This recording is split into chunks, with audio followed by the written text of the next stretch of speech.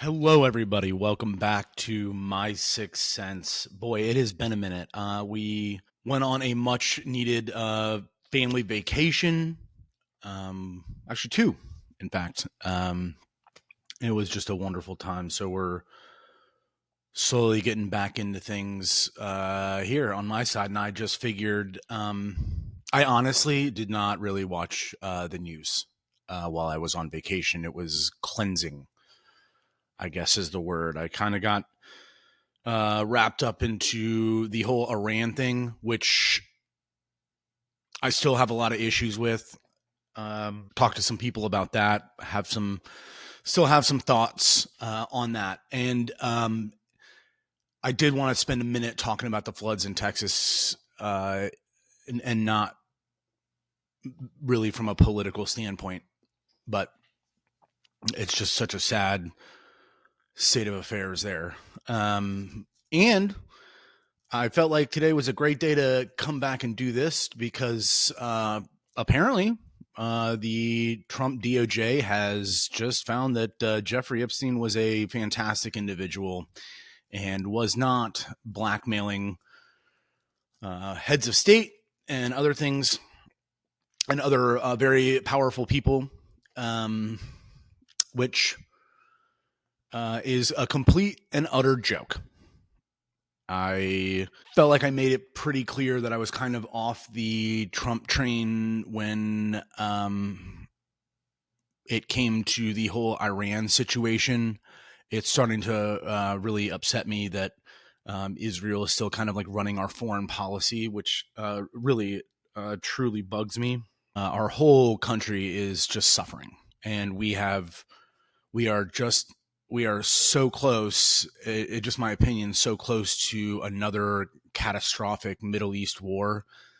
No one over there ever abides by any ceasefire. Don't let Israel fool you when they say, well, Hamas didn't stand by the ceasefire. They don't either. Nobody really ever does. I don't really think they even want a solution.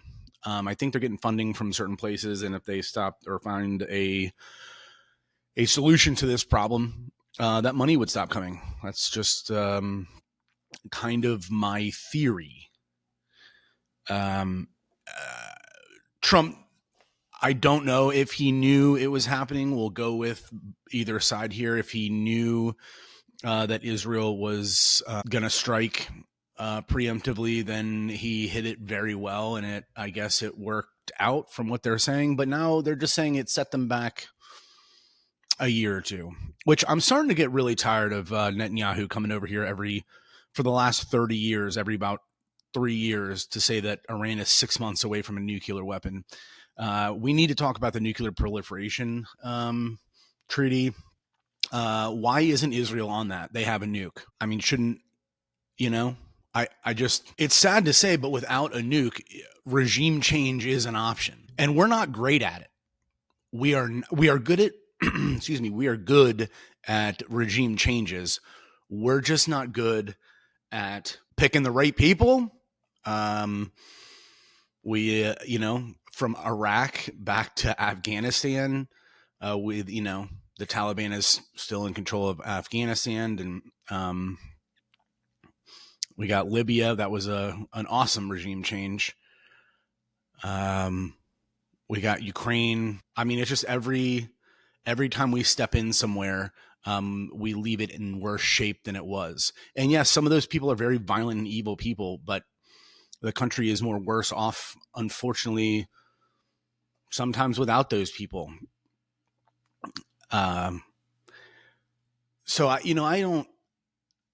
don't know what's going to happen with the whole Iran thing. You can be for sure that it is a gross majority, just a huge majority that is not in favor of any type of military strikes, or not strikes, but like invasion, regime change. Nobody wants that. And if you do, you're silly. Iran's not one of those targets. Just they don't live in mud huts. It's a developed country. And it's mostly because Israel says we should go. Everyone's been captured by AIPAC. We already know that. which is a giant problem, not just AIPAC, but all the other lobbyists that our Congress people and senators are captured by. Excuse me. I guess maybe the first thing I would want to see happen is the money come out of politics, but they will never overturn Citizens United. I don't foresee any change there. I think the military industrial complex is just working its fingers and clawing its way back. Because here's what happens, right? We open the border, we let all these terrorist cells in. That's not something that's debatable. We know a lot of them got here. Intelligence reports say that. Sarah Adams, who I trust and get her newsletter, says this, because it wasn't just South Americans that were coming across the border. So we're like one attack away from another catastrophic war, and we're over. We don't do these well. We get people rich and then we leave the country. I had someone this week tell me that the withdrawal from Afghanistan, because I didn't like it, I was playing shoulda, woulda, coulda. Like, we should have done this and could have. It's like that. The withdrawal from Afghanistan was completely unacceptable on every level. We were already handing the country back to the Taliban. So how you do it is not the way that it was done. But I am going to keep my eye on this Iran situation, because I guess it did kind of work out for both parties. When you speak about Israel and the U.S., you're still going to have to talk to Iran about this. This isn't something that's going to go away, and you're going to have to either. All these crazy people have had nukes. Who's the only country that's ever used a nuke? And so I'm not saying it's a great thing. I don't think Iran should have a nuke. I don't think anyone should. But if Israel and the little man in North Korea is going to have a nuke, it's the only reason we don't do something brash. It unfortunately prevents regime change. It prevents countries from being invaded by us. And I don't understand why we can't just leave it alone. I don't understand. I have such a hard time when people talk about foreign policy and how I don't understand foreign policy. And you'd be right. I don't fully understand foreign policy. But we are not even on the podium when we're talking about the gold standard of foreign policy. Isn't it to create peace and prosperity? All we do is leave destruction in our wake. We do nothing else. I can't think of one. And if you can, leave it in the comments. I'd like to hear about it. Maybe we can talk about it. But with that being said, I am going to keep my eye on Iran. Anything in the news, hopefully it's not just a short thing. Countries enrich uranium for a lot of other things. Iran was trying to make certain deals that they would take enrichment down to a small amount if Israel, did this or whatever. And we know that Israel is not going to do that. They don't really do anything they don't want to do, because they have the backing of the U.S. I was telling someone, it's kind of like if there's a bully and he's at the lunch table, and every time you walk past him, he knocks the food out of your hands, and you go tell the principal, whomever, and they tell this bully, they say, listen, you can't keep messing with this kid. Like, you got to stop. You can't touch him. And so the next day the kid comes over, knowing full well that the bully can't do anything. And he then starts knocking the food off the bully's plate. You can't touch me, he says to the bully, over and over and over, until the bully just says, dude, I've had enough of it. It's like, we're the principal in that situation. You know what I'm saying? Israel's got to realize that we should pull all that funding, all of it. If they want to defend themselves, Israel's people have a right to exist. The state of Israel is not anything great. It's the state of Israel. If those people want to fight for their right to exist, they absolutely can do that. But they can't just keep bombing random places that they just don't like. It'd be better to attempt to make peace. And if you don't want peace, then that's on you. And we have a whole ass country over here that we need to start figuring out. I got, especially I don't want to move. I guess we can move into Texas, but I mean, it's this raised 30 feet with that rainfall and killed 27 kids and counselors at Camp Mystic. And who knows what's going to happen, because we don't have any money to help people. We have money to help other countries. We have money to fund foreign wars. We've got all that money. But when it comes to a once in a 500-year rainfall and folks actually need it, it's not there. It's such a sad thing.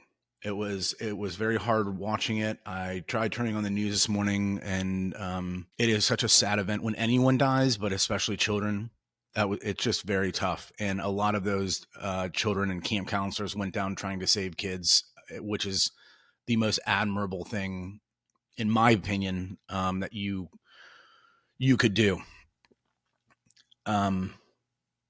Now, the one side of this that I want to talk about, that it has to do a little bit with politics. People are starting to talk about Trump's cuts. Again, just to remind you, I'm kind of offish the Trump train.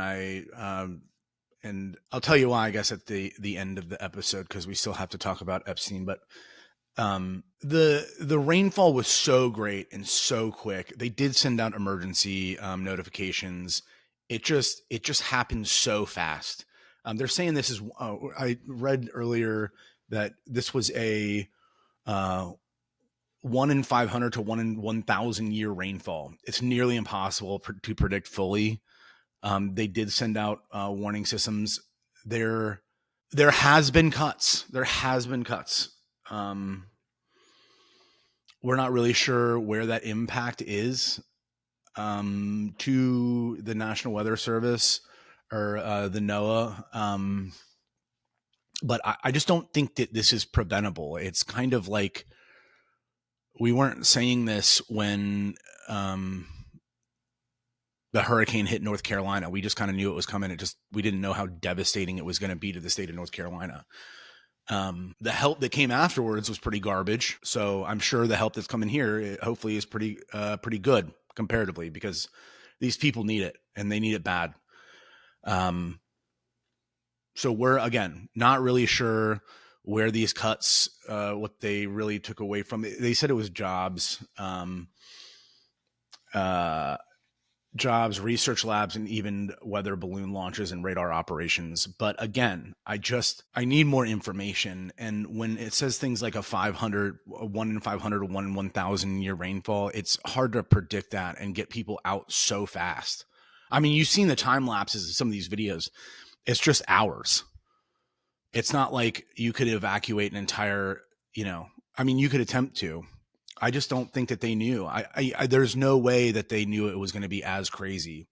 And if they did, well, then that's another thing we can talk about, and I'll absolutely walk what I'm saying back. They did issue a flood watch on July 3rd, and then a flood warning at 1, and it escalated to a flash flood emergency around 4:30. However, local officials say the severity and timing were underestimated. Some meteorologists defended NWS, arguing that the event was 1 in 500 to 1 in 1,000 year rainfall, nearly impossible to predict fully, even with full resources. So a little bit of cuts, a little bit of unpredictability. Weather, as you know, listen, we were all kids, and remember the meteorologist saying it was going to snow 7 inches and to not do your homework, and you wake up the next morning and it's 70 degrees outside.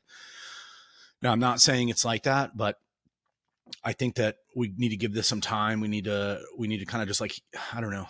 It's so silly to say, like, heal, but I just want to help these people as much as possible. Just like I wanted to help the people in California whose houses were on fire, or people in Florida who houses were underwater. Same thing as in North Carolina here. It's awful. It's terrible to lose anyone. And again, especially children.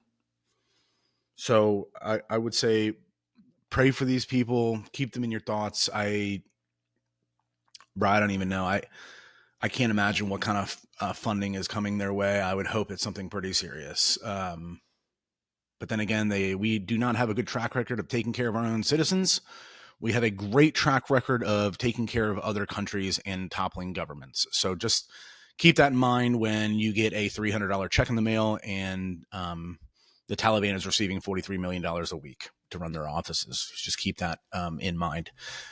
I do have to kind of keep this episode a little short.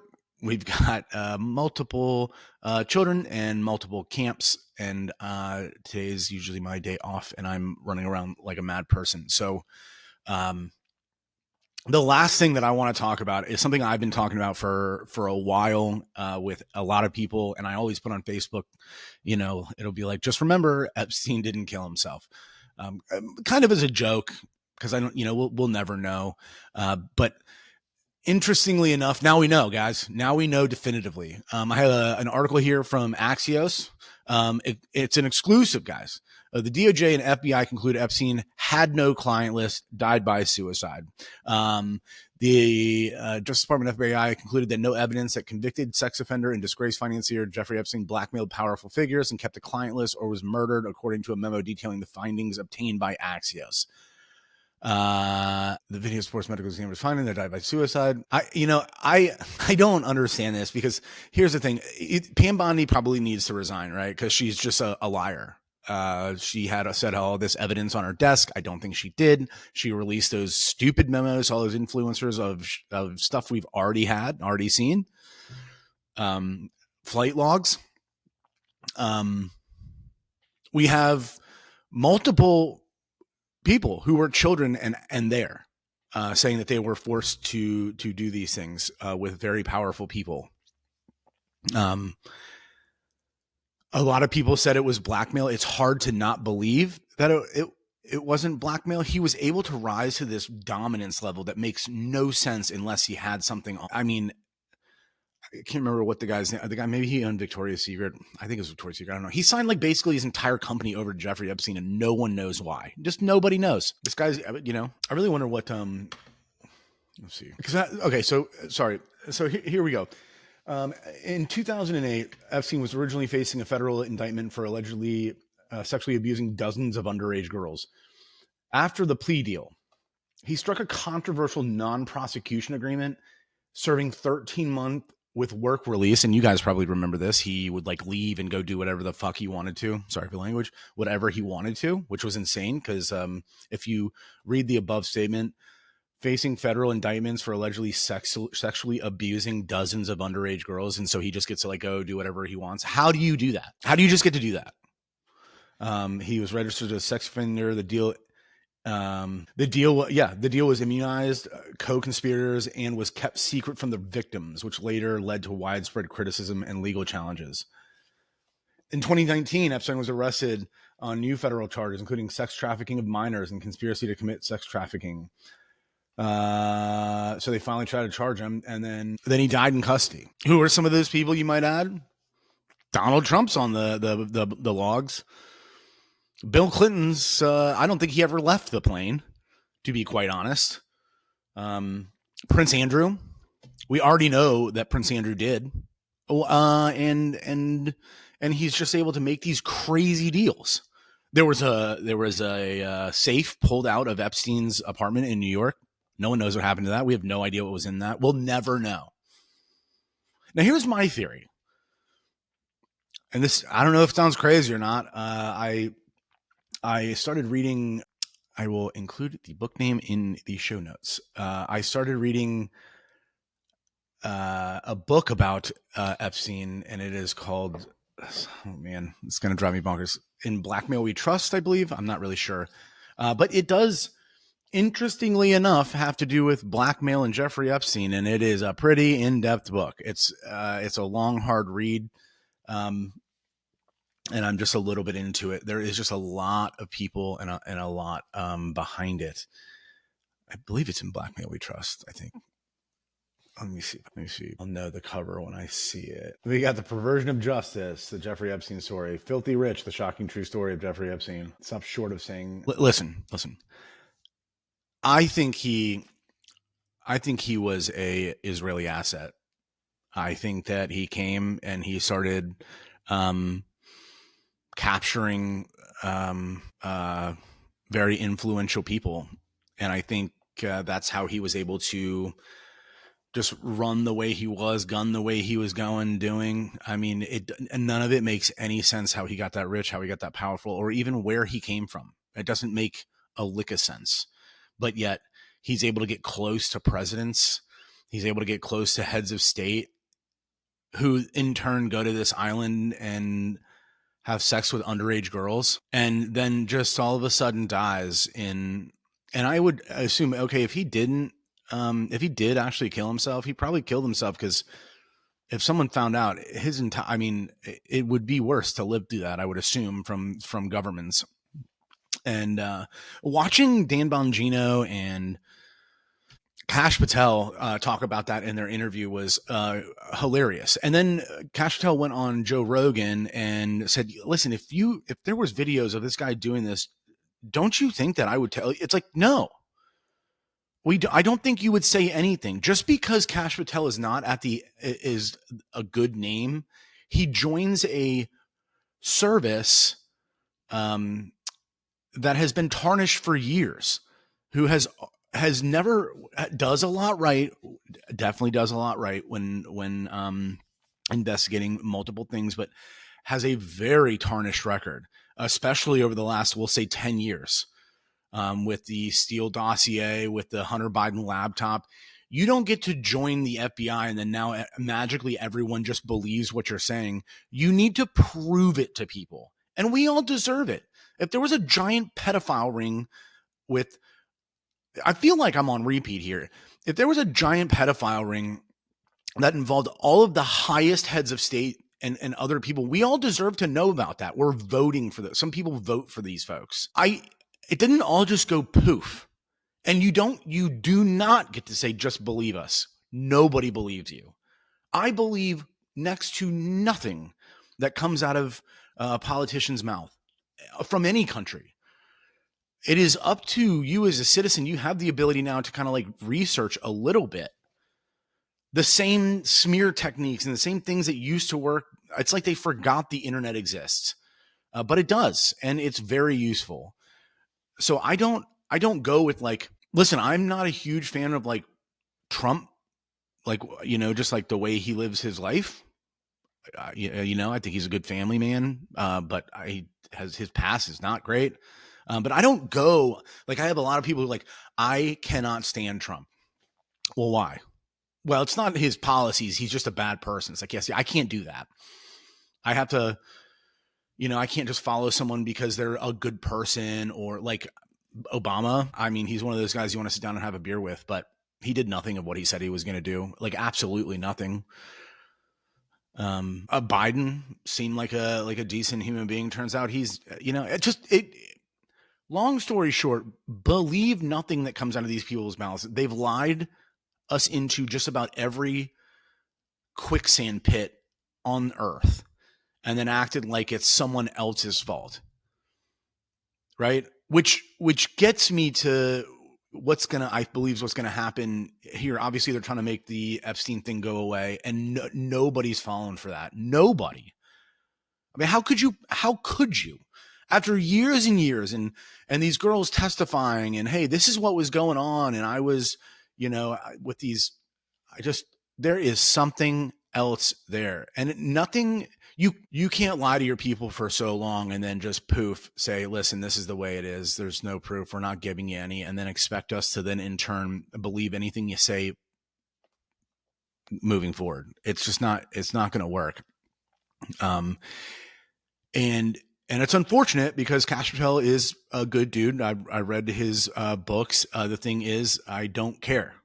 I don't care. I need results. I'd like a lot of bad people that I do want to believe what they're saying. I do want to believe that they're doing the right thing. I want to get bad guys off the street. I want to get violent illegal immigrants back home, wherever their home is. I don't, but I guess my last and final thing, back to this Texas flood is we're going to turn this all political, and it's going to be on one person's shoulders. And really, we need to realize that for the last 30 years, 40 years, 50 years, however long you want, because this is the kind of the age of information, and you can get information very quickly. We've been doing this. We've been on a downward slope. We have been spending our way into oblivion. And now, if we want to fix it, unfortunately, it is going to be very painful.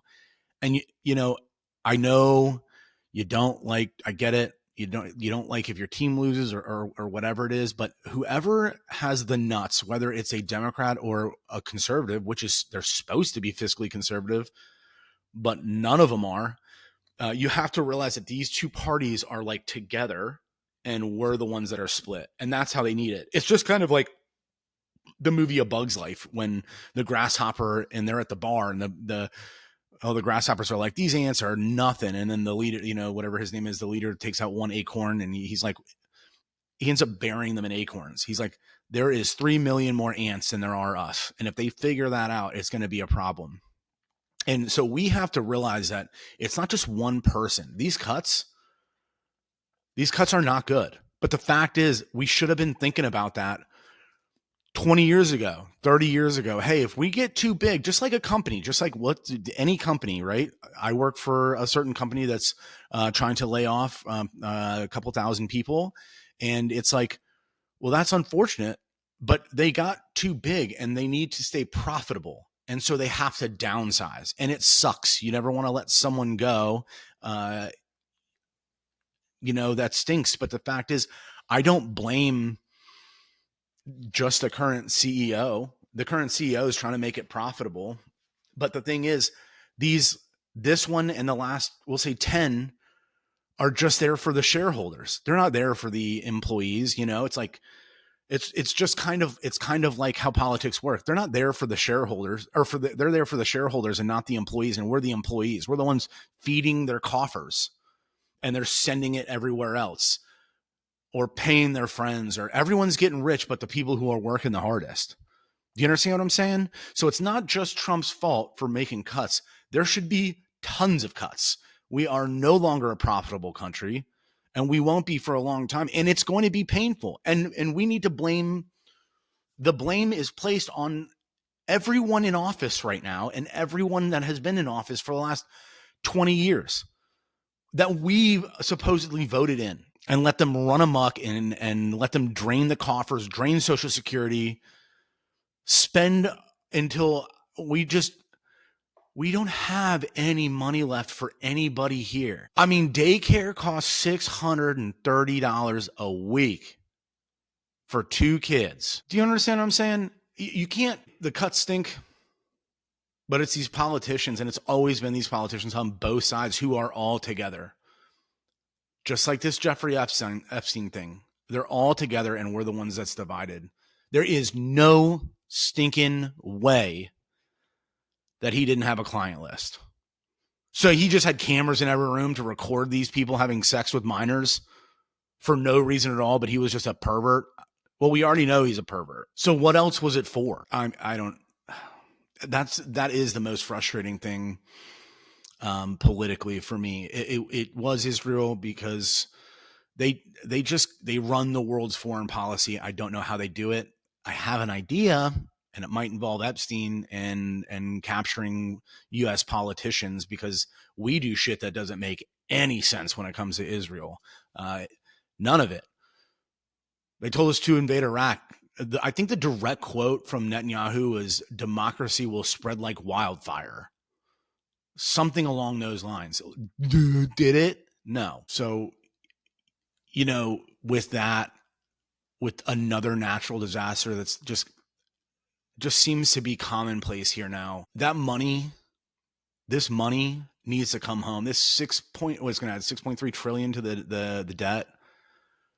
This big beautiful bill. I mean, Dave Smith said it right when Speaker Johnson was like, "We can't just turn it off. We can't just turn it around." It's like he called himself a fiscal hawk, and then in the same breath said we needed to spend this to accomplish things. And it's like Dave Smith, he put it like this. He said, "Listen, your friend comes over and you're just eating cheesecake, dude. You're just eating a ton of cheesecake. He ate like 6 cheesecakes, and your friend's like, dude, this isn't like good." And you're like, "I know, this is not healthy." I probably need to like make a change because I'll probably die. This is an unhealthiest I've ever been. And your friend's like, yeah, I think that's probably like a good idea. And the next day he comes back and there's another 14 cheesecakes in your house and you're like on number 4. And he's like, hey dude, what the hell? And you're like, yeah, I mean, we're going to fix it, but I have to eat more cheesecake before I fix it. It's like, no, just stop buying cheesecake. That's going to hurt your body for a while. Your body's probably going to become dependent on cheesecake. But that's what I'm saying. We're addicted to spending. We're addicted to spending, and you need to make cuts or this is no longer profitable, and it's going to be painful, period. And it sucks. And it could suck for me. It could suck for, it's unfortunate when people lose their job. It's unfortunate when all this stuff happens, but that's just the way that it's got to go. I foresee no other way to get out of this. The best way to financially free yourself is to pay your debt. Am I right or wrong? Just as a regular person, it's almost impossible to be debt free, but to be debt free is the way to financial freedom. So what? You just add 6.3 trillion more. I mean, you'd have to spend, if you spent $10 million a day, it would take you like 1,400 years to spend $6.3 trillion. So I guess in closing, Epstein maybe he killed himself to save himself from the inevitable. But to try to convince me that he didn't have a client list is insane. There is too many lies, too many switchbacks. There's too many books. There's too much. It'd just be way too many coincidences, from his safe going missing to evidence being there one day and then not being there, to the Dan Bongino and Castell, both before they got a job at the government, saying like, this is super sketchy, to now being like, everything's fine here. You just need to trust us. Knowing full well in Castell's book, he was like, do not trust these people. It's always trust through verification. You have not verified anything. You have just said, trust us. And so I think that could have something to do with moving on to Iran and Israel. I hope they figure this out. I hope someone smart gets over there and tries to figure this out. I don't think they want a two-state solution. I don't think that they want peace with Iran. I think they know they can do this stuff because they have the U.S.'s backing. And we need to change that. We need to let them know that that's not the case. That if you don't find a way to fix this, then we just can't send you money. Our country is drowning right now. I think that those as a people, they have a right to exist, just like every other person on the earth does.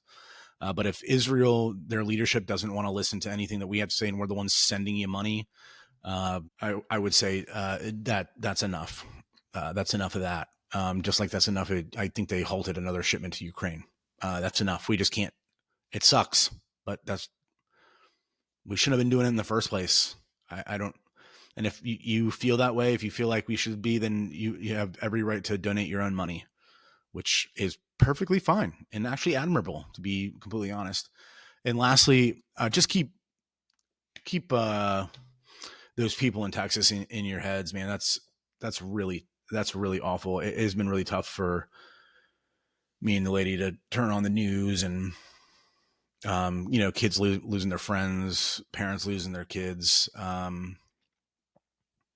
There are some amazing stories of survival and love and empathy and compassion that really need to be pushed beyond the political aspect of it. Cause I don't really like, at this point, it's about the people just for now, let the dust settle a little bit. Right. Like that's just my opinion. I'm sure it'll come eventually, but we just need to keep these people, just like we did in California, just like we did in Western North Carolina, just like we did in Florida. These people need whatever they can get. And I am doubtful the government's coming, which is kind of the only thing they're supposed to do in a situation like this. This is what our tax money should go to helping these folks. So we're going to see. I know this was a short episode. And with that being said, take care, and I will see you next week.